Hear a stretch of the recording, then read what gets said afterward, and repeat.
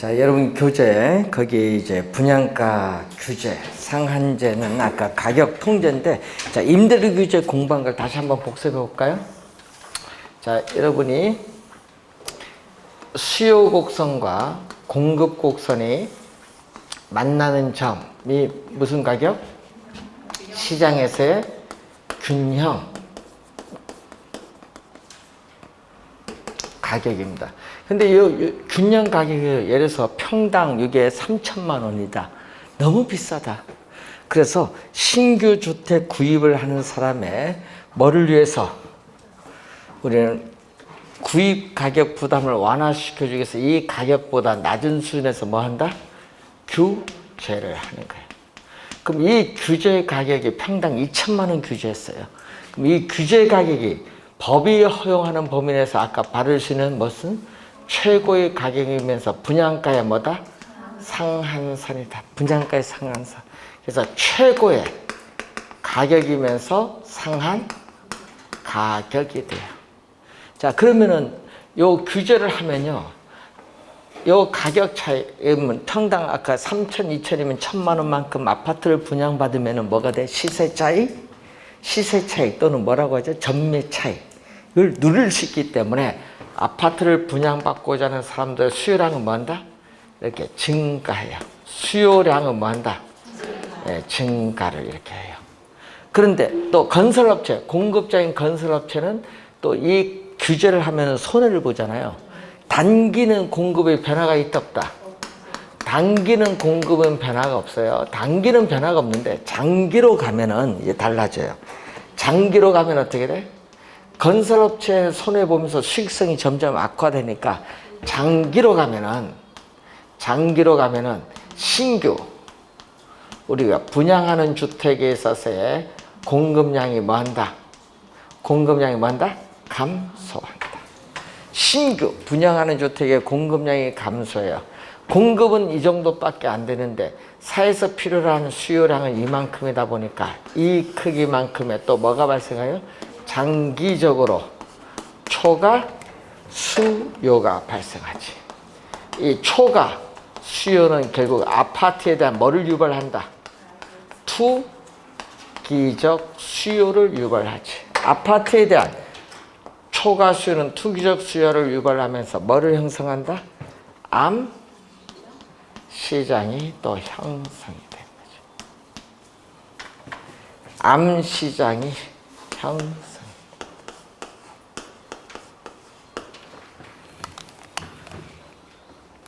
자, 우리 아까 배운 임대료 규제 생각하시면 되겠죠. 그러면 이 공급량 수준에서 초과 수요자들의 경쟁에 의해서 우리는 수요 곡선과 이 공급량 수준에서 수요 곡선과 만나는 점에서 여기 점이 암시장에서 형성되는 가격이 나오죠.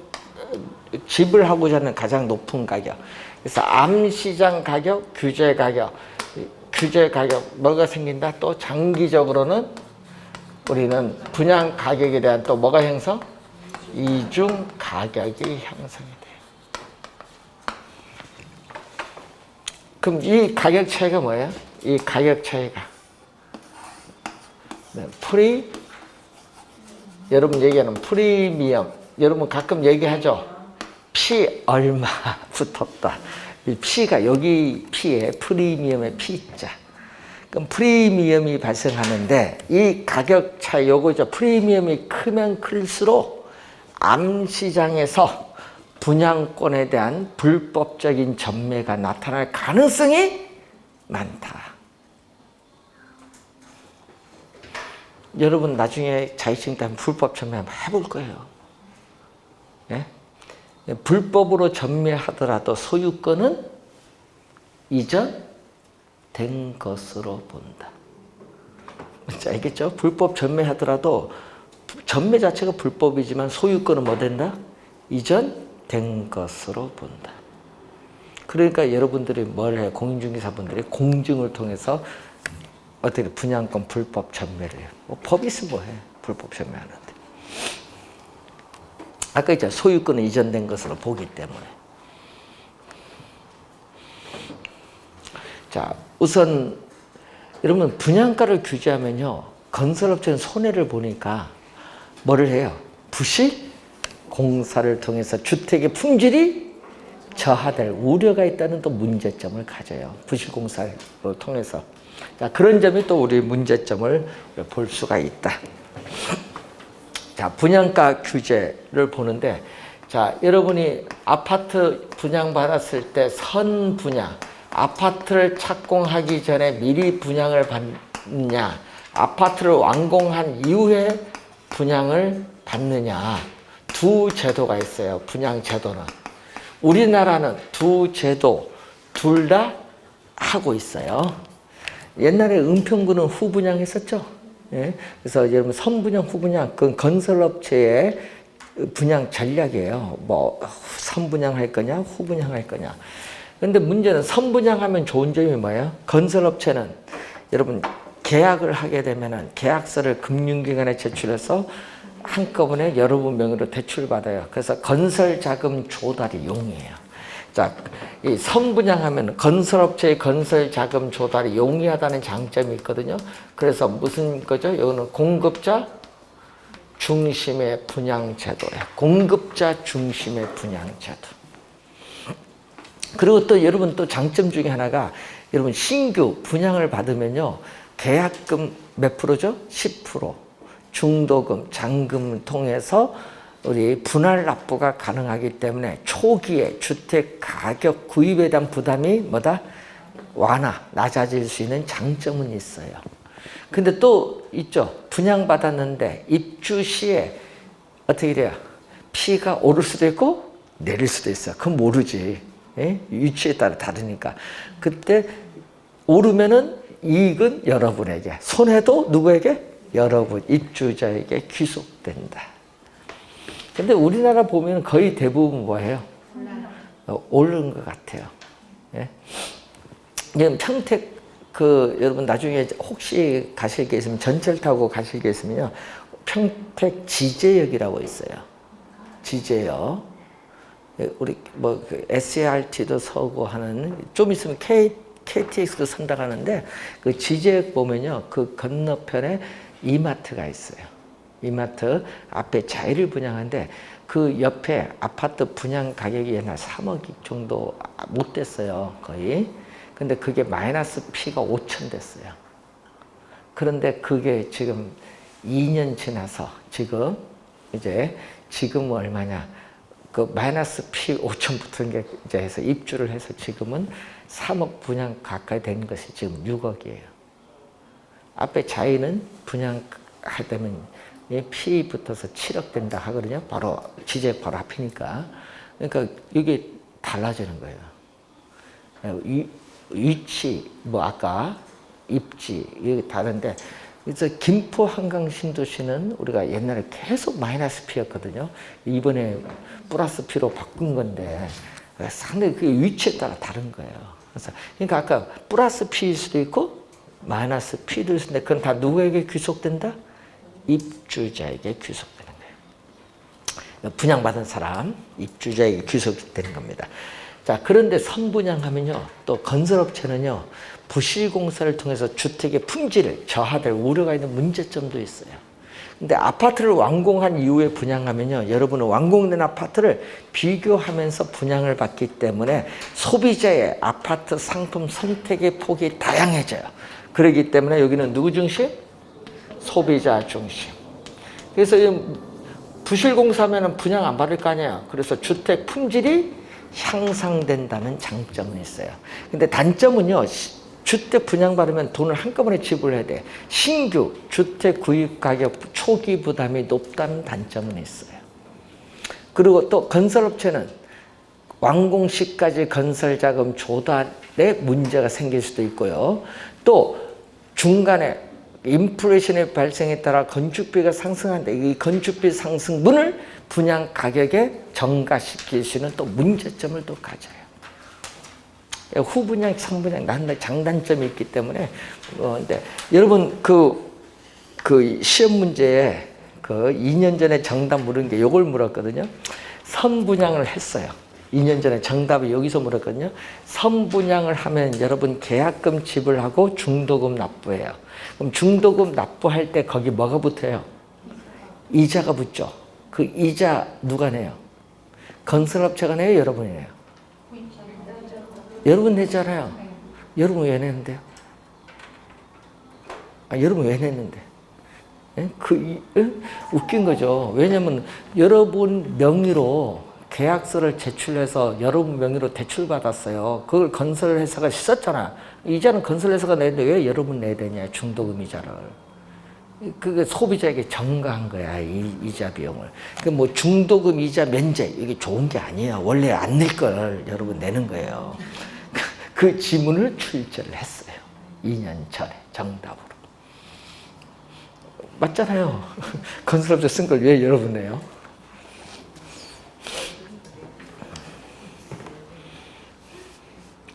그러니까 여러분이 그걸 이해하는지 여부를 2년 전에 출제를 한 거예요.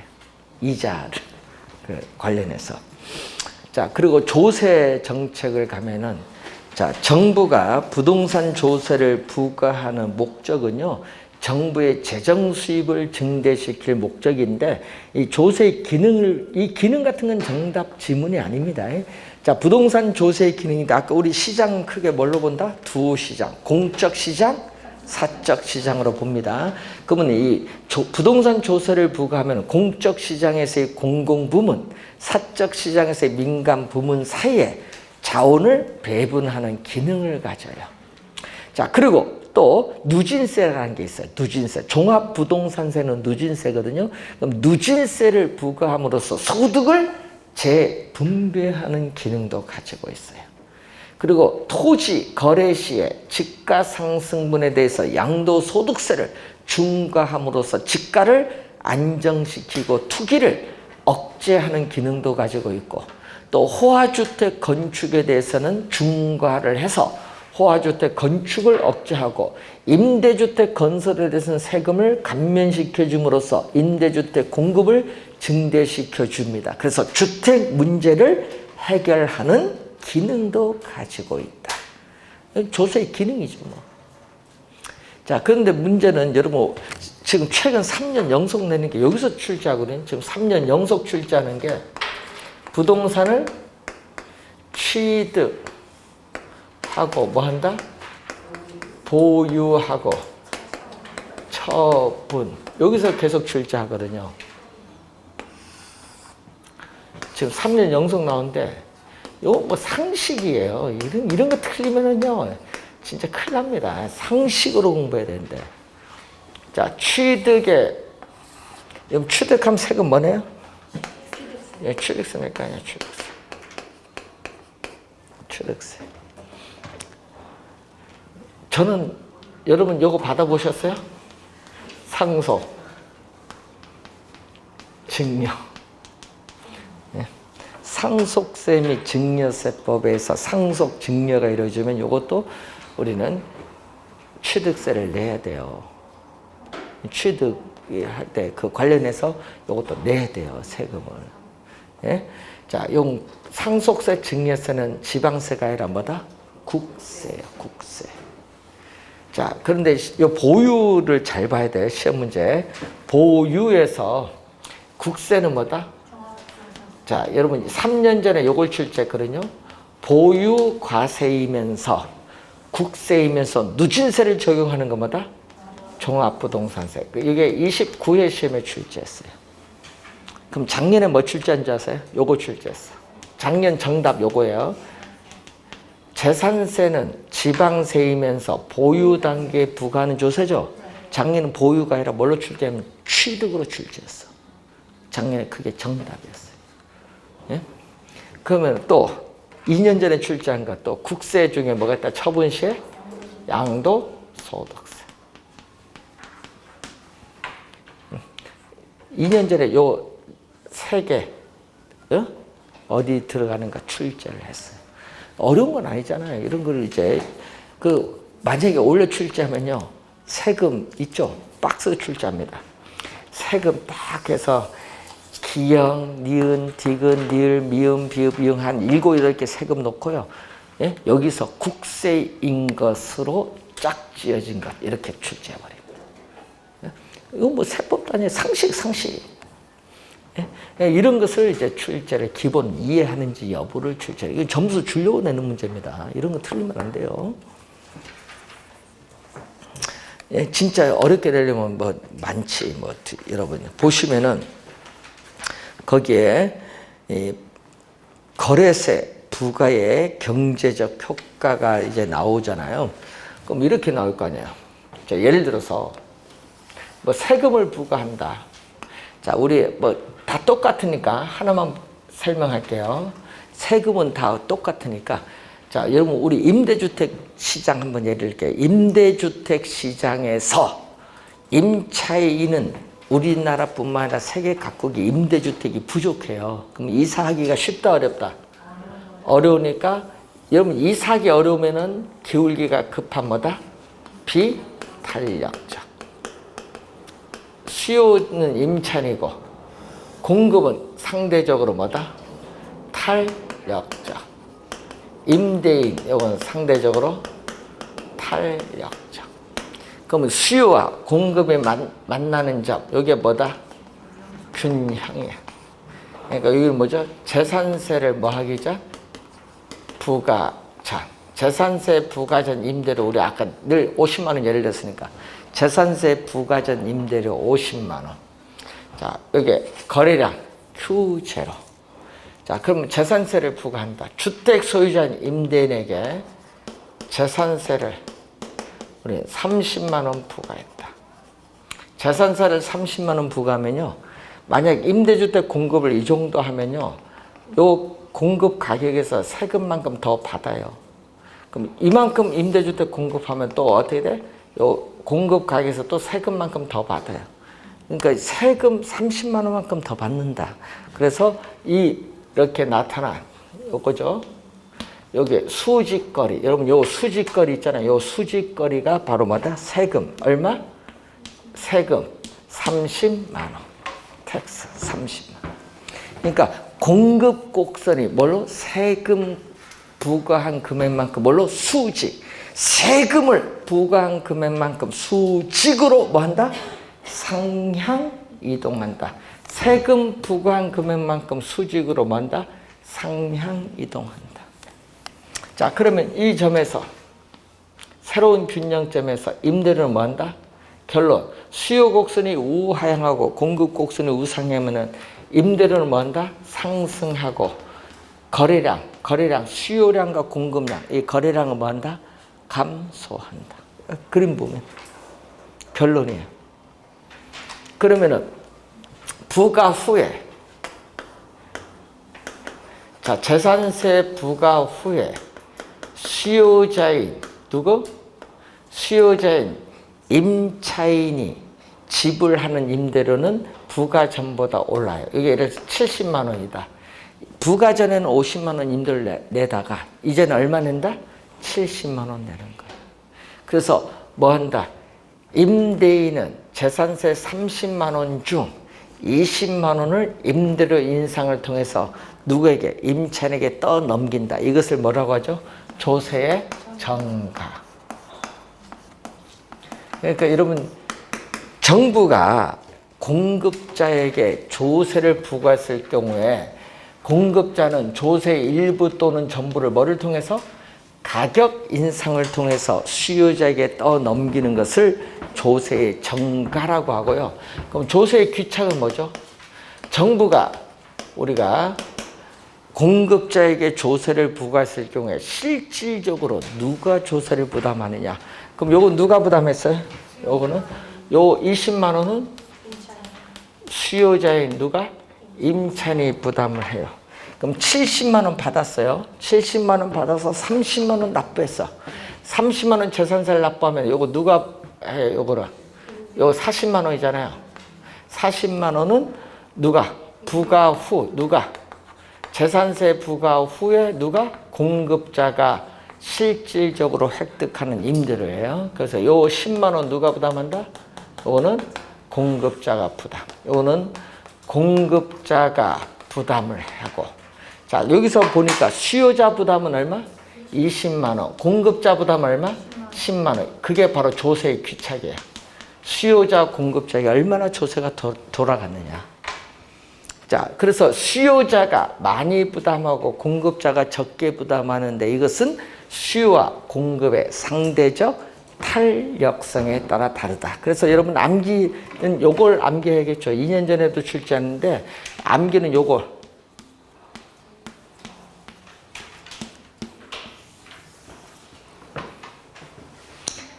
탄력적일수록, 탄력적은 기울기가 뭐다? 완만.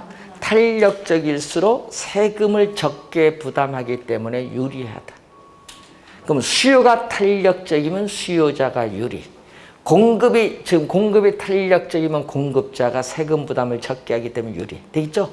응? 그래서 탄유, 요것만 잘 기억을 해 두시면은 시험에 잘 틀리지 않습니다. 탄력적은 기울기가 뭐다? 완만하다. 자, 그러면은 세금을 부과하면요, 요 노란 부분이 있거든요. 이 노란 부분, 요 노란 부분이요, 사회에서 없어져요. 이 노란 부분을 우리 뭐라고 하냐? 경제적 순손실이라고. 세금을 부과하면 이렇게 사회에서 이렇게 없어지는 부분이 나타나. 그래서 사회적 후생의 손실을 가져올 수가 있어요. 경제적 순손실이 발생. 여기 일반적인 경우거든요. 일반적인 경우. 수요 곡선이 우하향하고 공급 곡선이 우상향하면요. 수요자, 공급자 둘 다 세금을 부담하는 경우, 이게 일반적인 경우야. 그럼 얘는 뭐죠? 얘는 두 사람 중 한 사람만 부담하는 경우를 뭐다? 예외. 그 예외가 이제 여러분이 교재에 여러분이 240페이지에 그림에 나와 있어요. 예외적인 경우. 그 중에 우리 출제위원들이 많이 출제하는 건 요거. 출제위원들이 많이 출제하는 건 공급 곡선이 수직선은 뭐죠? 완전 비탄력적. 아, 이제 공부 많이 되셨네. 이제 딱 나오네, 이제. 완전 비탄력적 수직선. 그럼 시험 문제는요, 이렇게 내거든요. 완전 비탄력적 수직을 이렇게 내는 것이 아니라 토지 공급의 가격 탄력성이 0인 경우 이렇게 내버려요. 그러니까 토지 공급의 가격 탄력성이 얼마? 0인 경우는 완전 비탄력적인 뭐다? 수직선. 이렇게 내버려요, 시험 문제. 그럼 수요 곡선이 주어졌죠. 근데 주의해야 할 건요, 공급은 뭐가 돼? 공급은 고정됐잖아요. 자, 여러분, 공급자에게 세금을 부과하면 공급 곡선이 세금액만큼 수직으로 상향 이동하는데 공급이 고정되면요, 공급 곡선 이동할 수가 없어요. 공급 곡선이 이동이 안 돼요. 그러면 가격은 공급 곡선 이동이 안 되니까 가격은 변하지 않아요. 가격은 뭐다? 불변. 가격은 변하지 않는다. 가격은 불변. 여러분, 가격이 변하지 않으면요, 아까 얘기했죠. 정가는 가격 인상을 통해서 정가를 해야 되는데, 그래서 수요자에게 가격 인상을 통해서 조세를 전가시킬 수는 없다. 가격 인상을 통해서 조세를 전가시킬 수는 없다. 조세 전가 안 돼요. 조세를 전가시킬 수 없어. 그럼 누가 나야 돼? 공급자. 이렇게 두 사람 중 하나가. 실질적인 조세 전가가 안 되니까 공급자인 토지 소유자가 조세를 전해. 이게 출제하는 거예요. 여러분, 시험에 뭘로 내요? 공급자를 수요자 이렇게 출제하겠지. 공급자가 조세를 뭐 한다? 전에 부담을 한다. 공급자가 조세를 전부 부담하는 거예요. 이렇게 두 사람 중 한 사람만 부담하는 경우를 우리는 뭐라고 한다? 예외적인 경우. 자, 그럼 이런 경우는 어떻게 돼? 또. 자, 이번은 수요 곡선이 주어졌어요. 수요 곡선은 뭐죠? 완전 탄력적인 이렇게 주어졌어요. 자, 이렇게 주어졌을 때 또 세금을 부과했어요. 공급자에게 세금을 부과했더니 또 공급 곡선이 수직으로 상향 이동하는데 새로운 균형점에서 최초의 균형과 맞았을 때 가격은 또 변화가 없죠. 또 수요자에게 가격 인상을 통해서 조세를 전가시킬 수 없기 때문에 공급자가 조세를 전액 부담한다.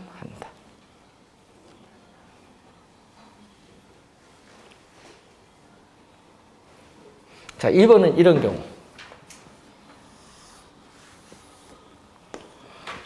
수요 곡선이 완전 비탄력적이다.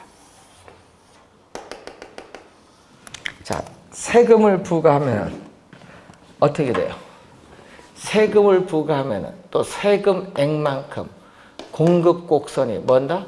수직으로 상향 이동해요. 그럼 요 그림, 요거죠? 요 전부. 이 전부가 세금 인상을 통해서 누구에게? 수요자에게 100% 다 떠넘겨. 예? 그래서 세금 요 전부가 가격 인상을 통해서 수요자에게 100% 전가되니까 이때는 누가 다 부담한다? 이때는 수요자. 예, 수요자가 조세를 전액 부담. 수요자가 조세를 전액 부담하는 경우. 자, 그럼 이런 경우도 마찬가지겠죠? 공급 곡선이 완전 비탄력적인 수직선인데, 자, 공급자에게 세금을 부과했다. 세금을 부과했더니 공급 곡선이 또 수직으로 상향 이동하죠. 세금액만큼 가격 인상을 통해서 또 수요자에게 100% 전가가 돼. 수요자가 조세를 전액 부담하는 경우. 이렇게 두 사람 중 한 사람만 부담하는 경우, 요 네 가지가 예외거든요. 수직선, 수평선이 나오면 뭐다? 예외. 그리고 꼭 요거 탄력적일수록 세금 부담을 적게 하기 때문에 뭐다? 유리하다. 요거 꼭 기억을 해 두시고. 자, 여러분 241페이지에 오시면은, 자, 여러분 고소득층이 소비하는 신규 주택은 도시 내에서 택지를 조성해서 공급을 해야 되기 때문에 법적 제한이 많아서 비탄력적인 경향. 신규 주택의 공급 곡선은 비탄력적인 경향. 자, 낡고 노후화된 오래된 주택은 이미 주택이 지어졌어요. 지어져서 팔려고 시장이 나오는데 아무런 제한이 없어. 예? 오래된 주택은 법적 제한이 없기 때문에 뭐다? 탄력적인 경향. 그러면은 고소득층이 소비하는 신규 분양하는 주택과 저소득층이 소비하는 오래된 주택에 동일한 세금을 부과할 경우에는 누가? 고소득층은 세금 부담을 적게 하고 오히려 저소득층이 세금을 더 많이 부담하는 결과를 가져오는데 이것을 뭐라고 하죠? 역진세라는 용어를 사용해요. 저소득층이 오히려 세금을 더 많이 부담하는 게 역진세. 그럼 반대로 갈까요? 그럼 고소득층이 세금을 더 많이 부담하는 걸 뭐라고 해요? 에이, 여러분 요즘 뉴스 나와요. 누진세. 아, 누진세 반대가 역진세지. 누진세 반대가 뭐? 역진세. 누진세는 들어봤는데 역진세는 안 들어봤는 거 봐요. 우리나라는 좋은 국가예요. 예? 우리는 고소득층에게만 세금 부담을 많이 하죠. 예? 저소득층은 세금 부담 거의 없어요. 내가 보니까 그 아시는 분이 연봉 3천만 원 정도, 연봉 그 국세청 과세소득 연봉 3천만 원 정도 되니까 세금을 안 내더라고요. 그러니까 여기 잘못된 거예요. 왜냐면 외국 같은 선진국 같은 뭐 가면요 세금 다 내요. 적게 내든 많게 내든 그래야 혜택이. 우리는 세금 소득세 안 내신 분이 47%예요. 우리나라 국민 중에. 아, 소득 벌면서 안 내신 분이 47%. 이건 잘못된 거예요. 나중에 한번 보시면은, 그래서 우리 재밌는 거 있잖아요. 캐나다 같은 경우는 1억 벌면요 5천만 원 세금 내야 돼. 그럼 500만 원 벌면 얼마 내야 돼? 250 내야 돼. 그 대신 복지는 죽을 때까지. 벌면 무조건 소득 있는 곳에 과세합니다. 우리는 소득 있어도 과세를 안 하는 국가예요. 이게 잘못된 거예요. 그러니까 이제 누수가 발생하는 거죠. 자, 여러분 복지는 세금 내야 뭐 나오는 거죠. 뭐. 내년도에 뭐 복지, 기본소득도 도입을 한다, 뭐 하는데, 기본소득 도입을 하려면 예산이 있어야 되는데, 그 예산은 여러분 세금을 가지고 편성을 하기 때문에 내야 돼요. 자, 그래서 우리 부동산 관련 세금이 이제 지금 배우고 있는데, 여러분이 소득세도 있지만은 법인세도 있거든요. 그리고 지금 부동산 관련 우리 소득세, 여러분 우리 재산세 납부할 때 보면 거기 또 붙어 나오는 게 있어요. 노노청 특별세, 지방교육세 이런 게 붙어 나오는데 이런 특별세도 있어요. 그런 목적세죠. 그런 게 또 있기 때문에 상당히 우리는 세금이 천국인 것 같아요.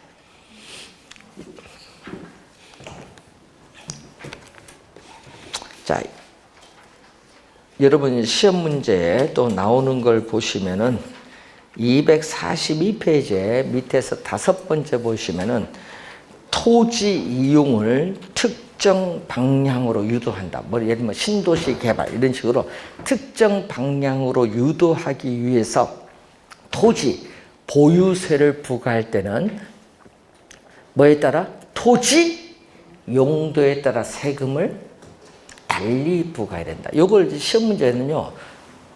2번 정답을 이렇게 물거든요. 토지 용도에 관계없이 동일한 세금을 부과해야 된다. 이렇게 2번 출제했어요. 시험 문제. 좀 정답 질문 2번 출제했고요. 자, 밑에 우리 헨리 조지. 요즘 우리 정치권에서 많이 언급되는 학자. 헨리 조지.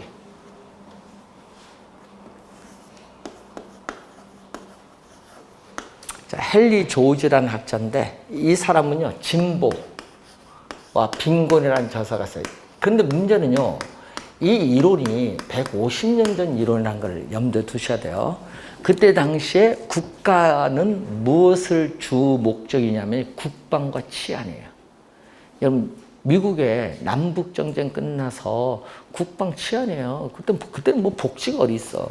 그래서 그때 이 저서를 통해서 뭐를 주장하느냐면요. 토지, 그때는 토지, 미국에서 토지에서 나오는 지대 수입을 100% 세금으로 징수한다.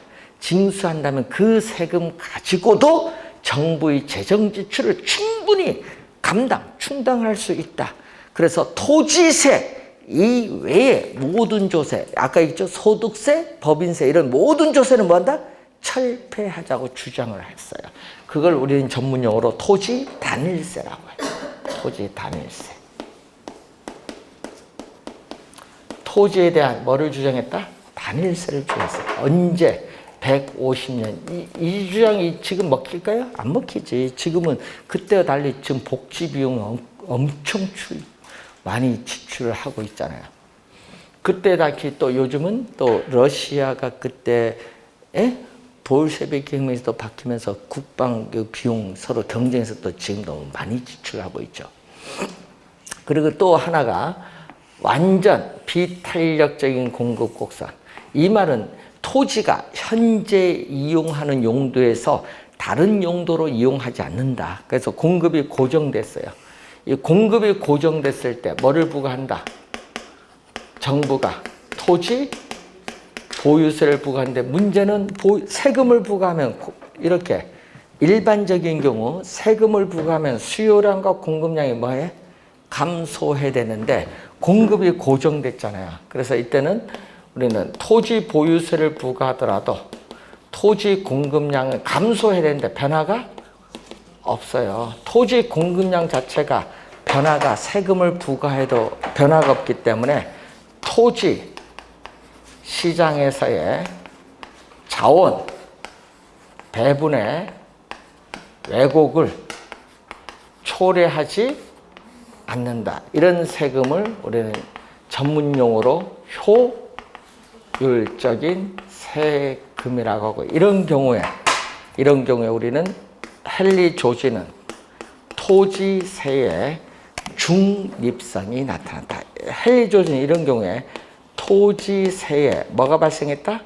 중립성이 나타났다고 합니다. 헨리 조지의 내용 우선 기억을 좀 해두시기 바라고요. 자, 243페이지에 밑에 양도소득세가 나오는데, 자, 지금 현재 주택 가격이 급격하게 상승하고 있어요. 지금 현재 주택 가격이 급격하게 상승하고 있을 때 정부는 주택 가격을 안정시킬 목적으로 양도소득세를 뭐 한다? 중과합니다. 그럼 주택 소유자 입장에서는 어떻게 돼? 양도소득세를 중과하면 소유자 입장에서는 처분을 하면 양도소득세를 많이 내니까 처분을 안 하죠. 처분을 하지 않고 계속 주택을 뭐 한다? 보유를 해요. 그래서 시장에 팔려고 내놓은 주택이 점점 줄어들어요. 주택 공급이 감소하는 동결 효과, 여기에 중요해요. 주택 공급이 감소하는, 증가가 아닙니다.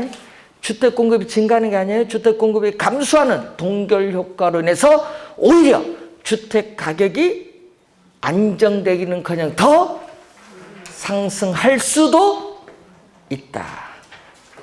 그래서 이게 여러분이 여기 이론인데 여러분 우리 노무현 대통령이나 문재인 정부 여기 보면은 양도세 중과 때문에 주택 가격이 상당히 급격히 많이 올랐어요.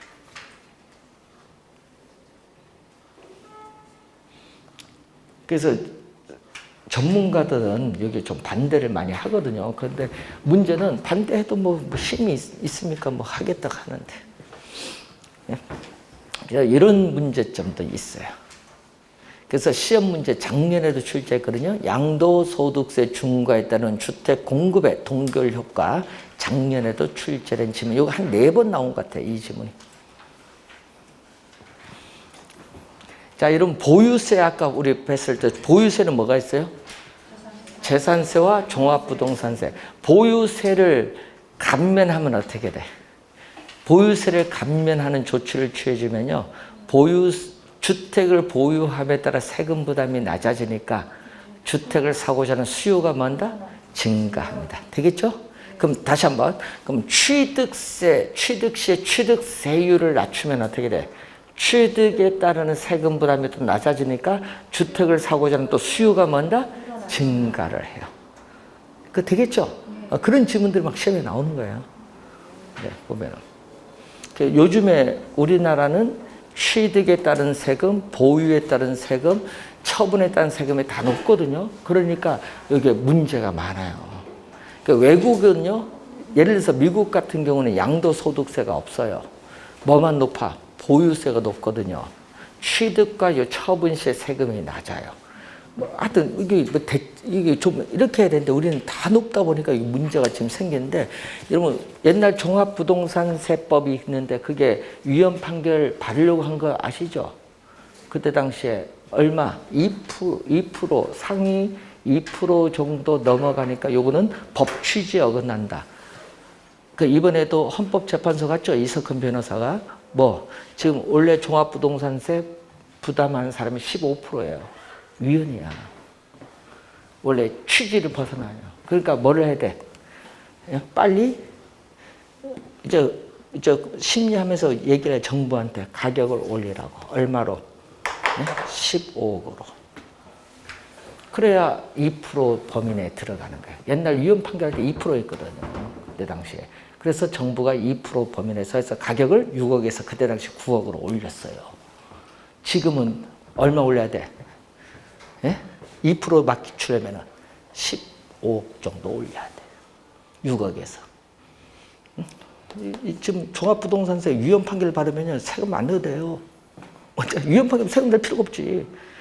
그래서 옛날 토초세도요, 롯데 아시죠? 롯데도요, 90년부터 토초세 97년까지 한 푼도 안 냈어. 그게 3천 얼마 엄청 많은 돈인데 위헌 판결 받으니까 세금 안 내도 돼. 세금 낸 사람은 이미 냈기 때문에 그건 관계없어. 뭔지 아세요? 세금 낸 건 어쩔 수 없고 안 내면은 안 내도 돼. 그러니까 지금 위헌 소송 들어갔어요. 종합부동산세는. 제가 보기에는 위헌 판결 나올 것 같아요. 옛날에도 토초세도 위헌 판결 나왔잖아요. 그때도 이제 이유가 다 있어요. 미실현 이익에 대해서 세금을 높게 부과하는 건 문제가 있어요. 마찬가지 종합부동산세도 보유잖아요. 여기서 아까 취지가 2%인데 뭐 거기 15% 된다? 이것도 유연이지 뭐 당연히. 미실현 이익에 대해서 너무 많이 부과한다. 그 얘기입니다. 자, 그래서 여러분이 원래 시험도 어디서 출제한다? 제가 보기에는 올해 보유과세에서 또 출제하지 않을까 여기서. 그래서 다시 한번 확인을 좀 해두시고, 여러분 세법에서도 배우죠. 다시 한번 개론해서 확인해 두시고요. 그 다음 시간에는 우리가 이제 개론에서 좀 이제 많이 어려워하는 부분, 수식이 많이 나오는 투자 이론 진행을 하도록 하겠습니다. 자, 오늘 수고하셨습니다. 많이 들어가십시오.